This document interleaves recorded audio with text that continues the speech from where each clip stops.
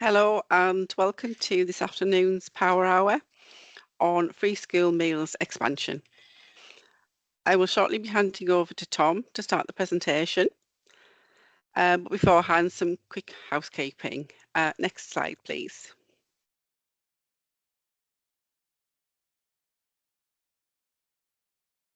You will see a QR code in the top right-hand corner. Please scan this to give us your feedback. This will also be displayed at the end of the presentation. Please use the QA tab to ask questions throughout the session rather than leaving it till the end. We do have people to answer the questions throughout the session. And we're unable to answer any questions related to specific schools.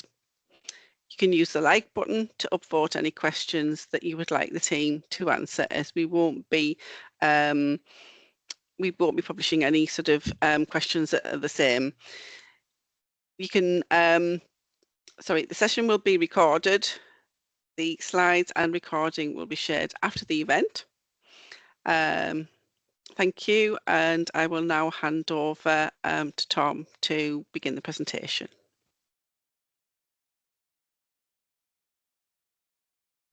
Thanks very much, Tracy. Good afternoon all, and welcome again to today's session. To briefly introduce myself, I work in the Department for Education's Free School Meals Policy team. I will be delivering the majority of today's content, but will hand over about halfway through to colleagues that I'm joined by who will be providing a live demonstration of our FSM eligibility checker. Please do post questions over the course of the presentation so we can consider those and publish them in the chat, see where there's an appetite for certain questions to be answered and to avoid the same questions being posted repeatedly. We will try and answer as many of those questions as we can today. Obviously, where we aren't able to, we will seek to follow up with attendees to ensure that additional clarity on points of confusion or concern are being addressed. In terms of what the session today will cover, it will primarily be focused on changing free school meal requirements, relating firstly to an expansion of eligibility, and secondly to the ending of transitional protections. The content will closely mirror some updated guidance, which was recently published by the department. Lots of this material may already feel familiar on that basis. However, we think with showcasing the eligibility checker and having the opportunity to answer some questions that arise, all attendees will feel like they're leaving this session with more confidence about these changes which are coming into effect shortly. Just as some very quick context before I move on, these changes follow an announcement that was made by the government last year that it would expand eligibility for free meals to ensure that this support reached more disadvantaged households.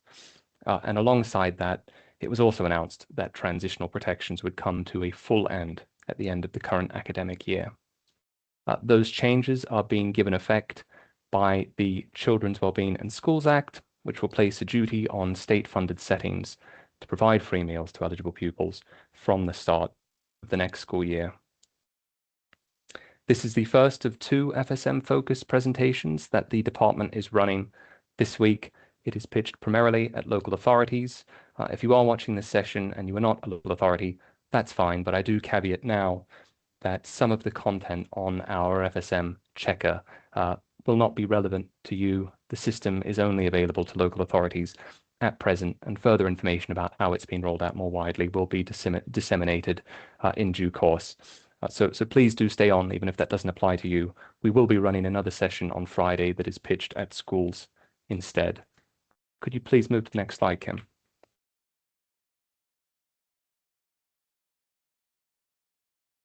So I'll firstly start with how the criteria are changing, and I think to really highlight what those differences are and what isn't changing, I think it would be worth setting out what those current conditions of receiving free meals are. So as attendees will be aware, eligibility for free meals is primarily based on meeting certain income and/or benefit requirements. That is primarily families receiving universal credit, who must have an annual level of earnings of £7,400 or less, as assessed by their 3 most recent universal credit assessment periods. In addition to meeting those financial requirements, there are additional conditions of eligibility, including a claim for free meals being made by either a pupil, their parent, or another responsible adult. The pupil must also be registered with a state-funded school in order to receive a free meal. That duty to provide free meals, once engaged after entitlement has been verified, applies to all state-funded settings. So those conditions that I've just spoken to are not changing. A claim for free meals still needs to be made. The scope of the duty still applies to state-funded settings. This also includes school sixth forms, school-based nurseries, maintained nursery schools, and non-maintained special schools. The existing eligibility criteria for free meals remain in place and operate in the way that they currently do. What is changing is this new threshold is being created for families receiving universal credit and earning more than £7,400 a year. That will be an entitlement to meals only, taking effect from the start of the next school year. Underlying all of that, transitional protections are obviously also ending. That will necessitate ongoing rechecks of eligibility taking place at least once a year, which I will speak to in more detail in this session, and anticipate there being lots of questions about how we expect that process to play out in practice, which we will try and answer today, and also showcase to you how you can actually verify eligibility for this new entitlement. It's obviously important that eligibility under these two categories is being captured distinctly because of the different benefits and funding that flow from them. In addition to that means-tested free meals provision, universal infant free school meals remains in place for any infant pupil attending a state-funded school. They can receive a free meal under that program, regardless of their household's financial circumstances. Could you move to the next slide, Kim? So as I've already touched on in that previous slide, there are differences in what is conferred by these different categories of eligibility. Going forward, families who meet the current set of FSM eligibility criteria will be referred to as being eligible for targeted FSM. In addition to receiving a meal, they will attract additional funding through the pupil premium and disadvantage elements within the national funding formula. Eligibility for the holiday activities and food program will be based on that category of FSM. Similarly, home to school travel assistance will also be based on meeting that category of FSM, in addition to meeting other policy specific requirements for entitlement to that support, which are primarily based on the distance that families live from their nearest school. EVER 6 FSM will also be based on the current targeted criteria of FSM eligibility. For families applying and being found eligible for this new entitlement, whose earnings are above that £7,400 threshold, they will be entitled to a free meal only. Could we please move to the next slide, Kim? Underlying all of this in a quite consequential change for how eligibility is monitored, transitional protections are ending. They've been in effect since 2018. They have meant that a child retains their entitlement to free meals regardless of any change in their household's financial circumstances. The policy has been extended several times in the past. However, DfE confirmed in summer last year, alongside this broader FSM announcement, that it would fully end alongside the creation of the new expanded entitlement. And because it's ending, ongoing eligibility checks are required to ensure that families continue to meet the eligibility criteria. That first round of rechecks can start now and happen in the run-up to the completion of the October school census. The specific dates that settings and local authorities should bear in mind in carrying out those rechecks are the 1st of June and the 1st of October. Any recheck carried out on or in between those dates will be treated as valid by the department for eligibility in the coming academic year and associated funding, but really to ensure that families are in a place where they can receive free meals from day one next year. We are encouraging everyone to carry out those checks as soon as they possibly can, and there are a number of ways that they can do that, and we will cover some of that too today. Could we please go to the next slide, Kim? Thank you.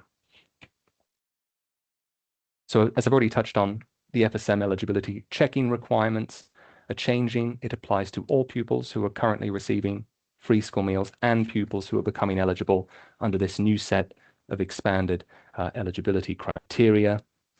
We've confirmed how we expect that process to work in some greater detail in our published guidance, which, as I noted, makes reference to this 1st of June and 1st of October checking window, within which a recheck for all existing claimants of free meals must be completed to verify that they are entitled to some form of provision in the next academic year.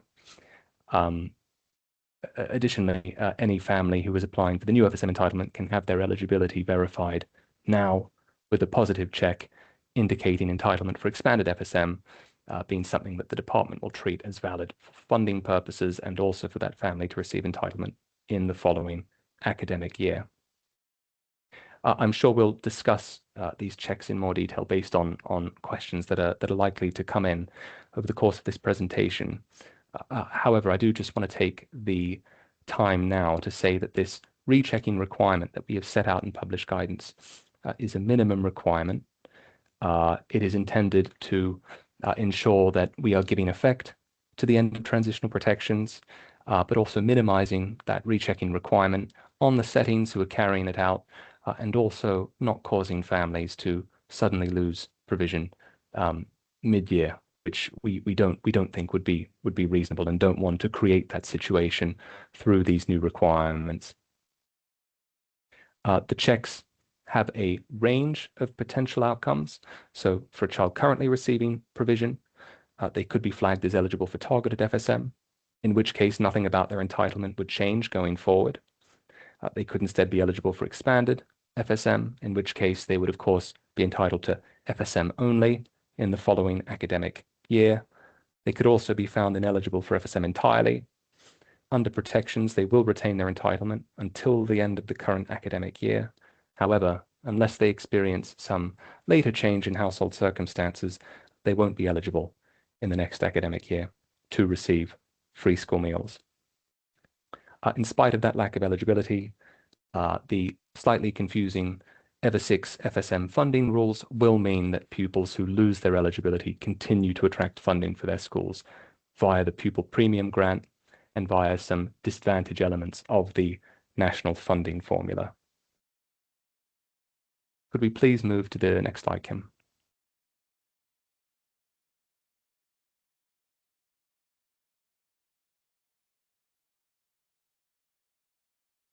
Thank you. So on rechecking eligibility, we know that it is quite a fragmented landscape and there are lots of different ways that this happens. But first and foremost, the department provides its own checker, an upgrade to which has been rolled out since yesterday to all local authorities. That can be used to verify entitlement to free meals, including under this new expanded category of eligibility. It can be accessed by all local authorities and used on behalf of schools. The slides that I'm currently talking over set out, what information that checker requires in order to produce a valid result that will allow you to make an accurate determination of a family's financial status. A demonstration of this system will shortly be provided to attendees. This is really a call to action that all attendees who need to verify FSM should begin reviewing eligibility for their existing cohort through this system as soon as possible to ensure return of accurate information to the department by schools through their October 2026 census returns. We also know that because it is a fragmented checking landscape, there are other providers that local authorities work with. We are in touch with those providers. The indication is that most of these providers can immediately support you to carry out these rechecks. You should continue working with them if you currently do. You may need to accept software updates in order to benefit from that full functionality. However, if you do have any concerns about this process, you can get in touch with the department and we will endeavor to help you in whatever way you can to help you carry out these rechecks. I will now hand over to my colleague, Emma, who will provide a live demonstration of the eligibility checker. Hi, my name's Emma Wales. I'm going to be walking you through the Manage Eligibility for Free School Meals service, where I can show you how to make the checks for free school meals.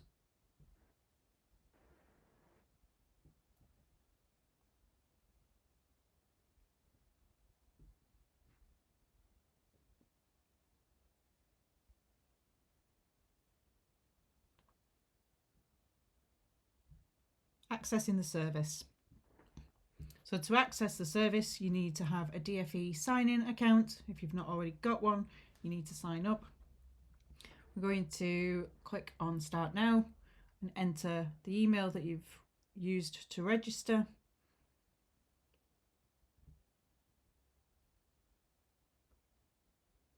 And then input in your password. You'll then see My Services page where the service should be added, but if it isn't, Request Access to a Service will give you your organisation list. If you want a multiple, then you'll see them.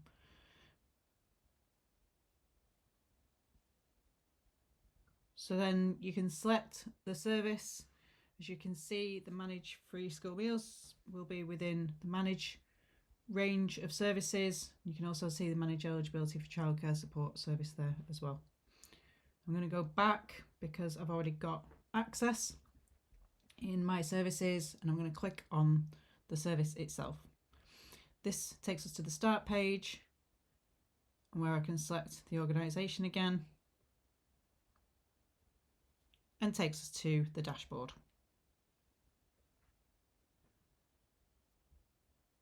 On the dashboard, you'll see the cards are set out for all the tasks that you can do. You'll also see your organisation and the Manage Eligibility for Free School Meals service name at the top. The cards below show being able to do a check for parent and guardian, running a batch check, viewing the reports, viewing the guidance, and downloading a PDF form should you need to. At the top of the screen, you'll see the service name, which can take you back to the dashboard, as well as a navigation bar for you to go through each of the tasks. Completing an individual check, I'm going to go through here. Let's input the first name of the parent, input the surname and the date of birth. Add in the national insurance number and click Perform a Check. This sends a check to DWP and it has come back that they are eligible for targeted support for free school meals. So you can see the status in the eligibility details section along with the end date, and we've put some additional information down at the bottom so that you can understand quickly in terms of what targeted support means. So in this case, it attracts pupil premium and other disadvantaged funding for the schools.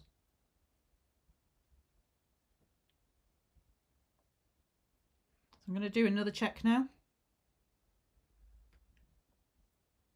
And do the same again, putting in the first name, the last name, date of birth, national insurance number.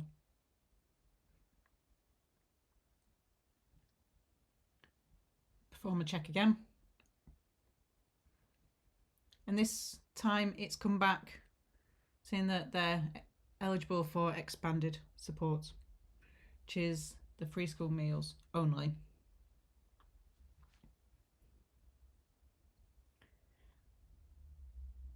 Again, you'll see the end date, and we can do another check. So this time I'm going to show you if you input some information that doesn't match. So I'm going to add in the date of birth and the national insurance number. Perform a check.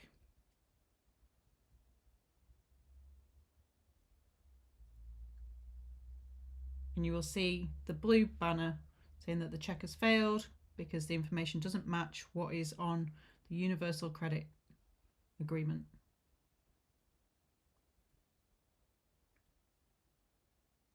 Now I'm just going to show you if you input a date wrong,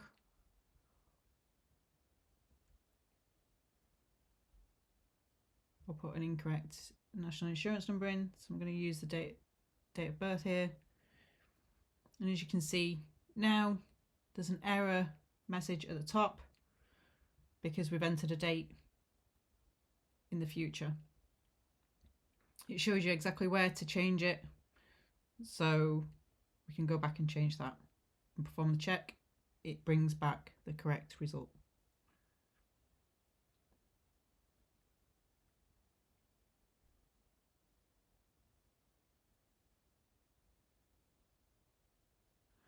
I'm going to complete a batch check for multiple parents or guardians. So I'm going to select batch check.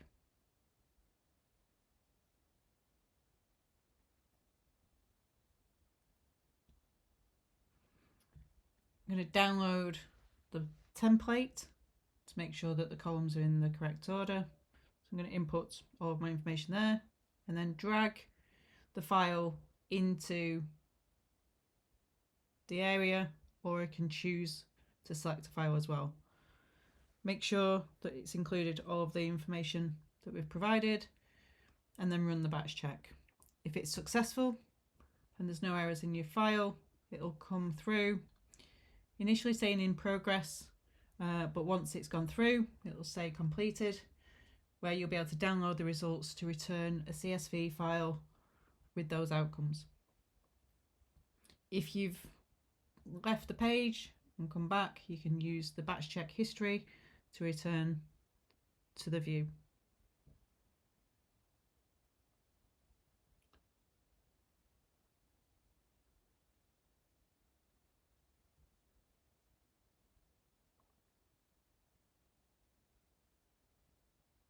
Onto the reports.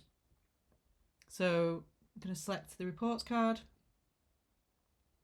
which takes us into the report history, where you can see all the past reports that you've created. And then we're going to generate a report. So currently we're only doing it for the last 30 days because there won't be as many.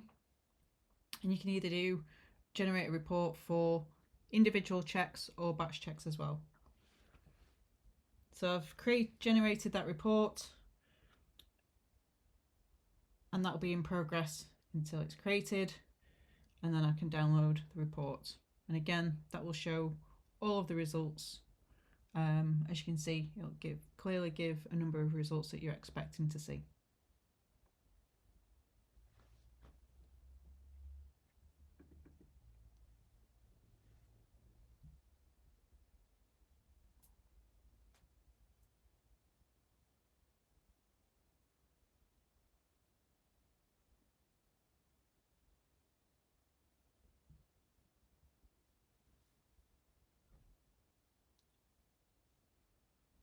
Onto the guidance.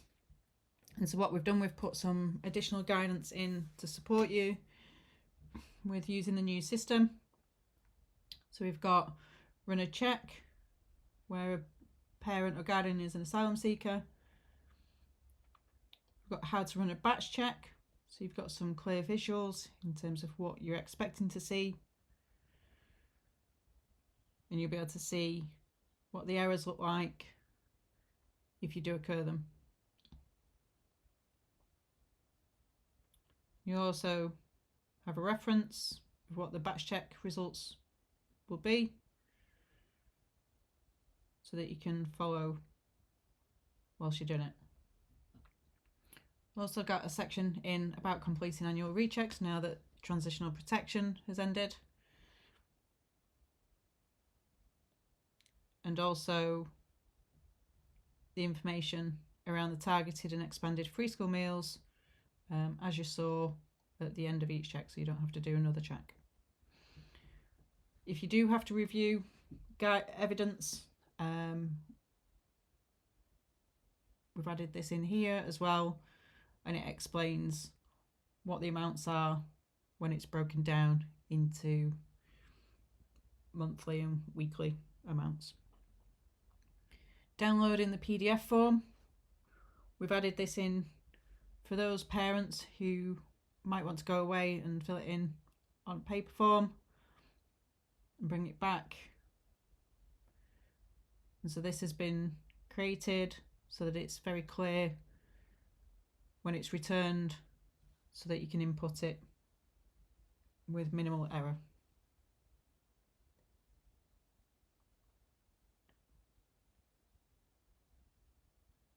And that is the Manage Eligibility for Free School Meals service.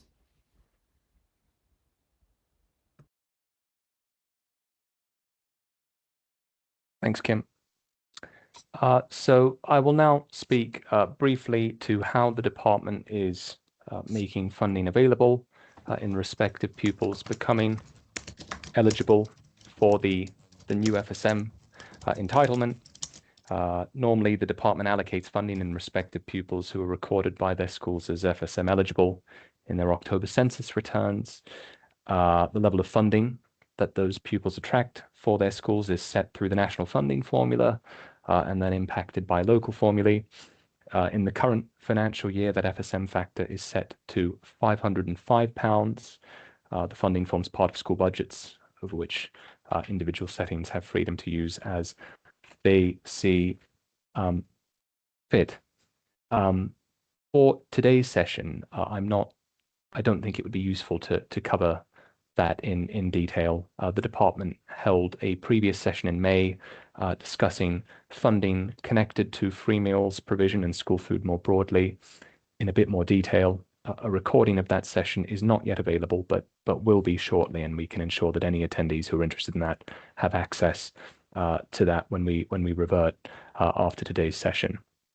I'll instead speak very briefly around this wall of text on the screen to set out how this FSM expansion grant is going to work, supporting provision from the start of the next school year through to the conclusion of the current financial year.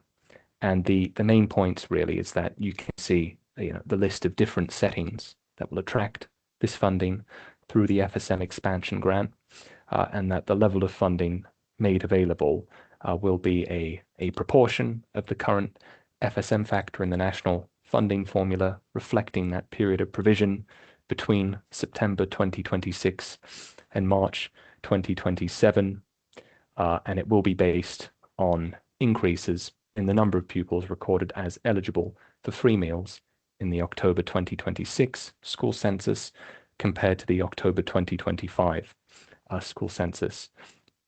I don't anticipate there being, I think, much additional interest in this session in particular on how that funding will work. We'll obviously turn to the Q&A and address anything that comes in on that. But for the purposes of this session, I just wanted to reiterate that some guidance has been published on this expansion grant, setting out how it's going to be allocated.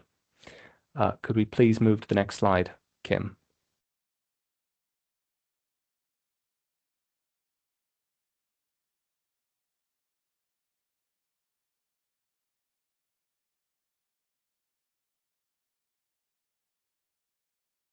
We also have linked entitlements, which are obviously impacted by changing FSM requirements. And again, to very briefly set out how those are changing on the holiday activities and food program side from the start of next year, entitlement to a place on that program is going to be linked to targeted FSM. On the school transport side, eligibility for the extended rights criteria will again be linked to targeted FSM. with the additional caveat that transitional protections for travel assistance are being extended for children who are eligible for free meals on the 31st of March, and they will continue to be entitled to that travel assistance until they reach the end of their education phase. There are other things that may be impacted by these changing FSM requirements, but today I'm only speaking to those programs with a nationally set eligibility criteria by the department. We're aware that there may be forms of local support which have historically been based on FSM, where local decisions will need to be taken on how those things will work going forward. But for both the holiday activities food program and home to school travel going forward, access to that additional support is based on targeted FSM. Could you please go to the next slide, please, Kim?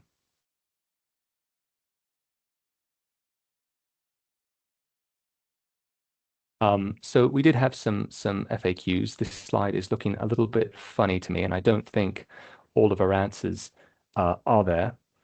So just bear with me. So, oh, they've popped up now. That's great. Okay.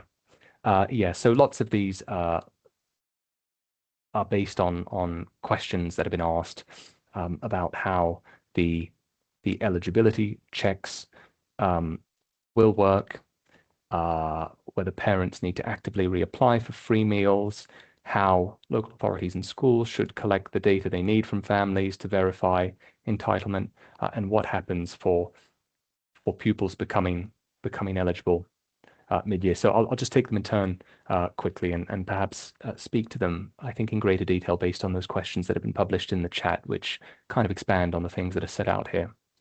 But firstly, the first question there is about how our rechecking system should account for families experiencing a change in household circumstances. And again, I reiterate that this recheck requirement that we have set is a minimum expectation intended to give effect to these policy changes that are coming into effect. We appreciate that household circumstances could change. Accordingly, it's possible that multiple rechecks could be run in the checking window. That's fine.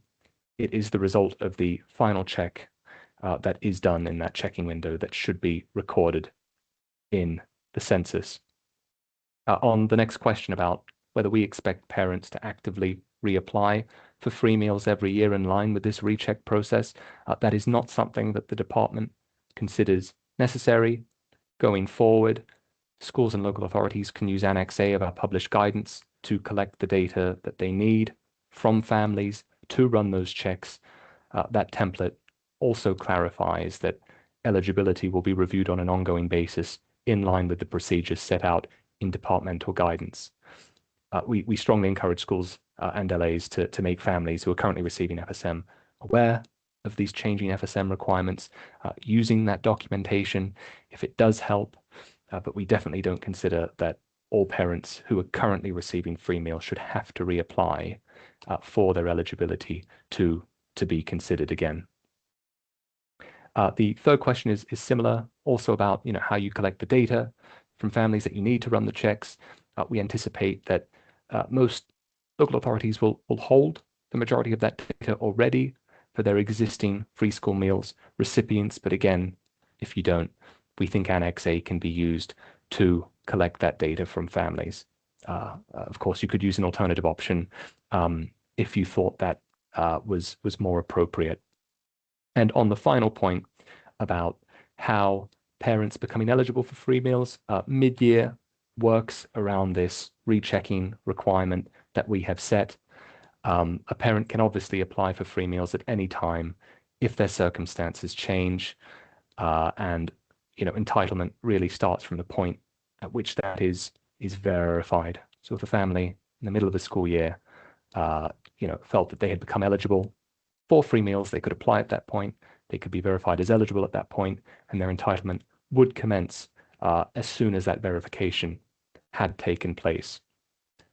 Their eligibility would still need to be rechecked in line with this set of rechecking requirements, but they could, of course, become eligible mid-year. Could we go to the next slide, please, Kim?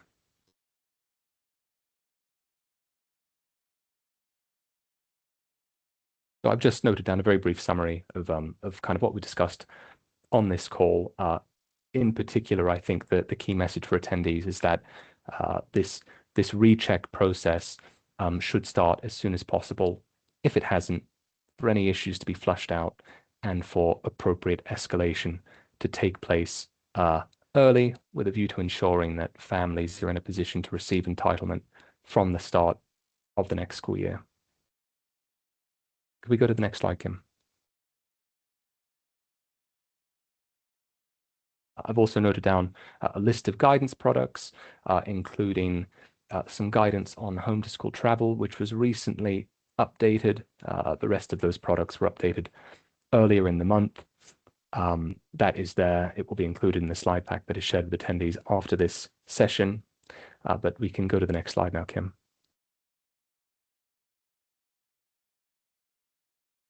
So we will now turn to questions that have been asked throughout the session. Attendees should be able to see a list of questions, many of which have been replied to in the chat, but we will try to kind of approach those by upvote. And I can see that the first question that has been posed there, the most upvoted question, is from Hugh.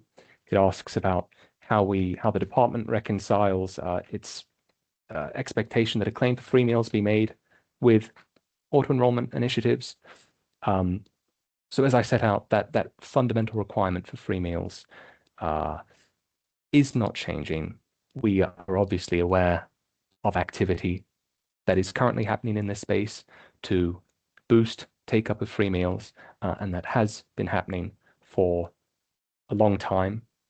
And the department is generally supportive of initiatives that support families to receive support that they are entitled for or may need. However, that fundamental requirement of a claim for free meals being made is not changing, and we know that local authorities have kind of had that in mind in rolling out their auto-enrollment initiatives. But for the time being, that's the department's position on it, and it will focus on the expansion of eligibility as its primary focus.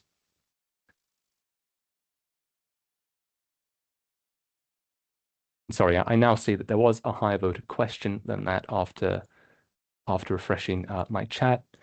It asks if an eligibility check is run in June for Child A and comes back as eligible, and then another check is run in July for Child B from the same family but comes back as not found, do both children lose eligibility, or does eligibility follow the child for the year? It's a really good question. It's a question that we have seen asked multiple times off the back of our publication of guidance, and we have been considering it because we think it is a tricky one, and we will revert in writing to these questions to attendees.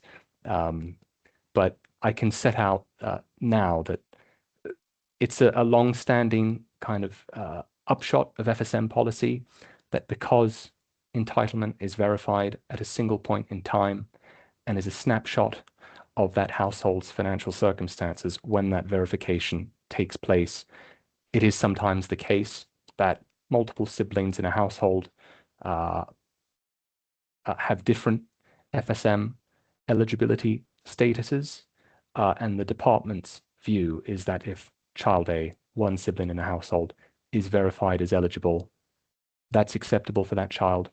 If, for whatever reason, they have a sibling who is verified at a different time, that eligibility would then apply for them. It is definitely slightly awkward that siblings in households can have different eligibility status, but it is a long-standing feature of FSM, and generally the department has considered that having different rules for children in families who have siblings and children who don't wouldn't be fair to those children without siblings. So that is the view that the department has taken on this, but we will revert in writing on these questions, and that one in particular, because I think it's a very important question. I'll turn to the next question. Now we have a question about what the department's plans are for communicating these changes to families. Local authorities already have families who are very confused about what they are eligible for or not, and having additional categories for FSM eligibility has potential to create further confusion. We fully appreciate that. We are absolutely aware that ensuring parental awareness is important to avoid what you have identified, and the department is considering how we can support that awareness and clarity for families going forward.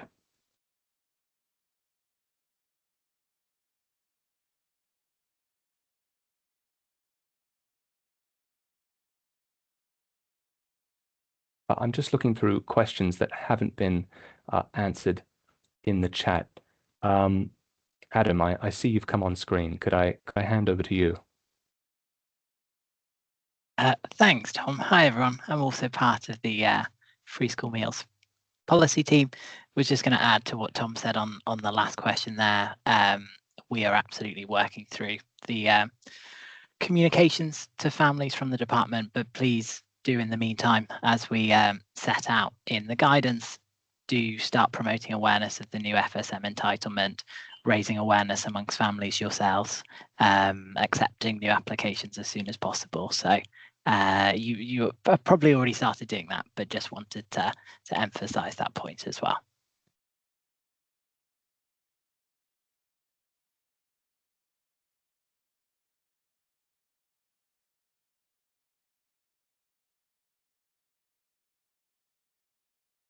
I see some questions that haven't been answered in the chat about when the checker will be made available to multi-academy trusts and schools, and I see you've come on in good time, Ian. Do you think you could speak to this? Yeah, I was just going to talk about that because there's a few that I have answered lower down, but then there's a few more that have come in as well. So the system that Emma showed is a replacement for the ECS checker, which is LA only. And allows LAs to get the 2 check types. We've released this now because we needed to release something so you could do the 2 check types as of now.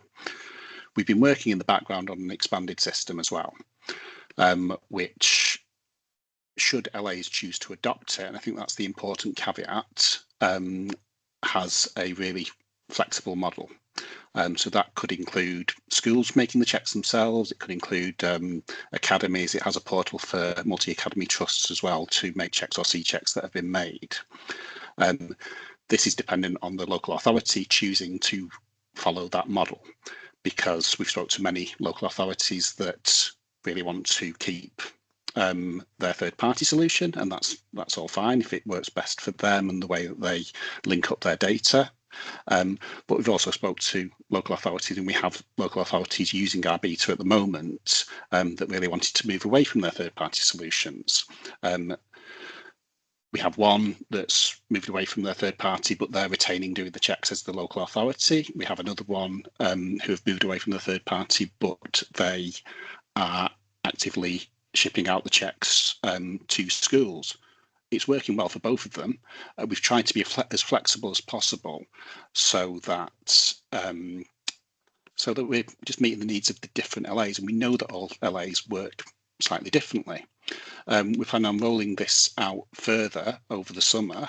If anyone is interested in trialling it as part of our beta, please do get in touch. But I just want to clarify that, because there's a lot of when is this going to be released to schools, that it is how the LA chooses to adopt the model that is most important if they choose to give access to the schools.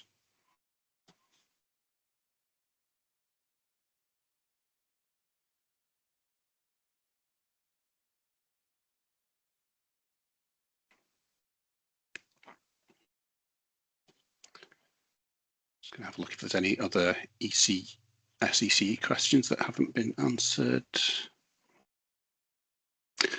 I've mentioned as well, and Emma showed that you'd need to access the new service through DFE sign-in. I'll ensure that the instructions to access via DFE sign-in are included when we send the slides out.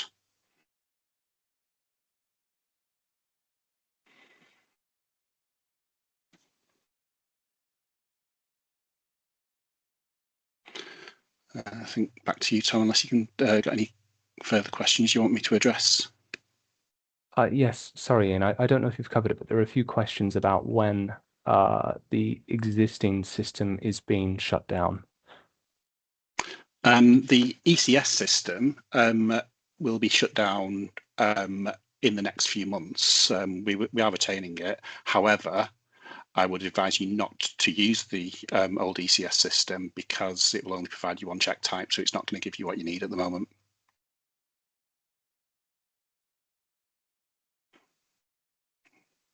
So we launched the ECE system, or well, Manage Eligibility for Free School Meals, as we're calling it, system yesterday.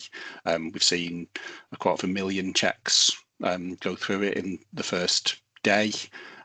We did have some issues with bulk uploads and bulk checks yesterday that we fixed. We are seeing a few more minor issues that we're working on, and we'll please do raise any issues that you have with the system so we can make sure that it's working as well as possible before we do turn the ECS off. However, like I say, ECS won't give you the targeted versus expanded check types.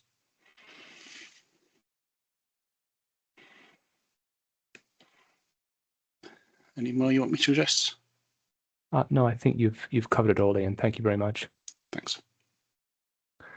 I see a new question has just come in about whether children receiving education other than at school will be eligible for FSM. Our updated guidance on free meals has not currently changed that position. However, it is something that is under active review. So unfortunately, that's all I can say on that point at the moment. Because I can't see any other questions at this stage that haven't been answered in the chat, I will very quickly, I think, turn to some of the more upvoted ones and just read out the question and response that has been published for the benefit of either people who haven't seen it or people watching this recording back who couldn't make the session. So we had a question here saying LAs urgently need to know if, how, and when schools will be able to access ECE. Schools are asking questions now, and all the guidance states is that further information will follow. Thankfully, I think actually Ian just did speak to that one. I'll review the responses first before I read them out. We then have a question here. This is the next most upvoted question in the chat, asking for clarity on the expectations around families who are NRPF, who may face additional barriers to making a new application. If they can't be reached, how does the recheck work? We did respond in the chat. The rechecking requirements apply to all FSM recipients. For recipients under the NRPF policy, that check should reaffirm based on recent evidence that relevant criteria continue to be met. However, settings and local authorities are best placed to determine whether evidence provided satisfies them of ongoing eligibility. It is at their discretion to determine whether sufficient information is already available to support eligibility for a free school meal, ensuring that no child misses out from September. Lucy has asked whether questions that don't get picked up in this session will be reviewed in follow-up. That is something that we definitely intend to do to make sure that people don't feel like their questions are missed off.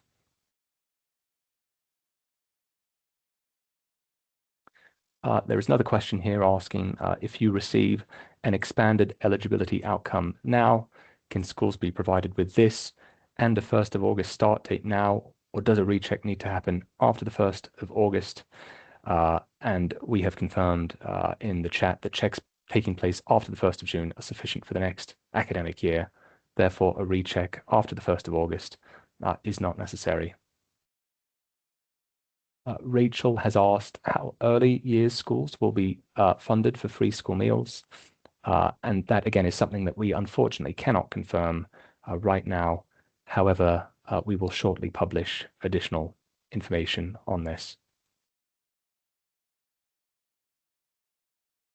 There is another question here about who exactly can claim FSM for a child. Does it have to be someone with parental responsibility? Does it have to be someone from the child's household? How is this managed to ensure that the person claiming is connected to the child, or are there likely to be loopholes?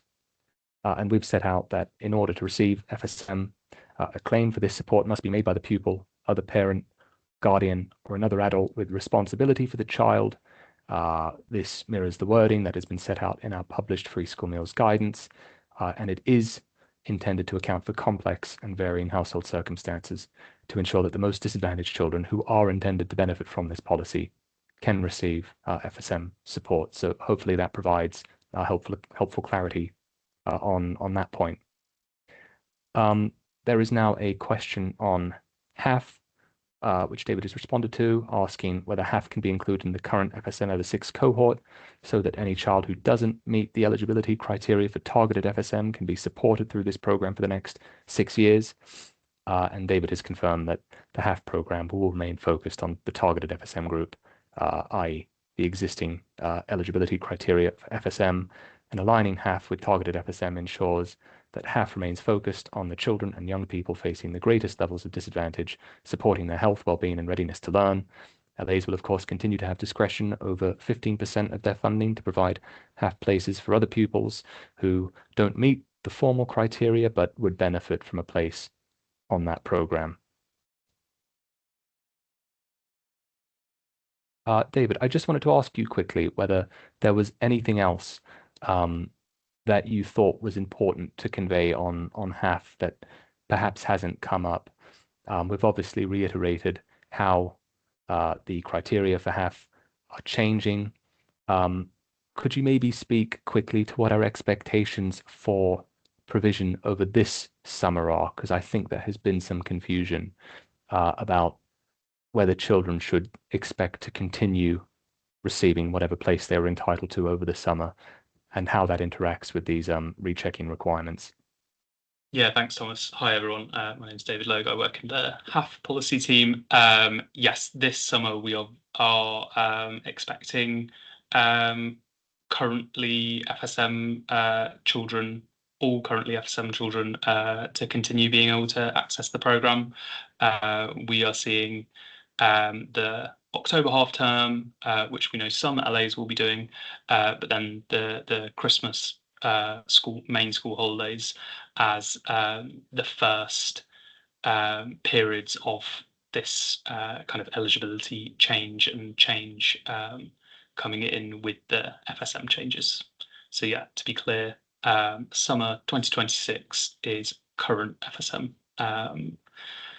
So yeah, that is the position for that program.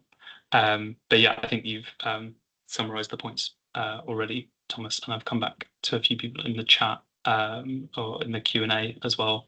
And just to say to our HAF coordinators as well, because I know some of them are on the call, we will be sending out further communication to all HAF coordinators before the summer as well.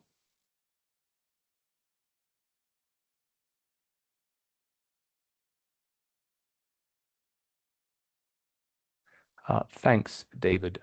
I don't see any other questions that I don't think we have addressed. I will reiterate that we will revert to attendees on this call, providing answers to the questions that we haven't managed to get around to today, but hopefully attendees feel like this session has been helpful and feel more informed about these upcoming changes for the policy going into the start of the next academic year. So I'll hand back over to you, Tracy. Thank you, Tom, and thank you to all of the presenters on the session today, and thank you for joining us. We would be grateful for your feedback. You can either use the QR code or the link that is in the Q&A. Feedback is very important to us. You may also be interested in some upcoming power hours that we have in July. We have budget assumptions and we have the budget forecast return. Thank you. That's the end of this event, and thank you for attending.